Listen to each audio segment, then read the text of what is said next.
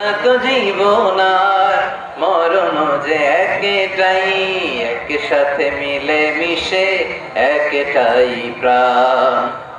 তবে কেন এক নও হে মুসলমান, এক হও করিয়া আহ্বান। সবাই মিলে আমাদের প্রভু এক, জীবন বিধানে ওই শিবানী কোরআন। একসাথে আমাদের প্রভু এক, জীবন বিধানে ওই শিবানী কোরআন।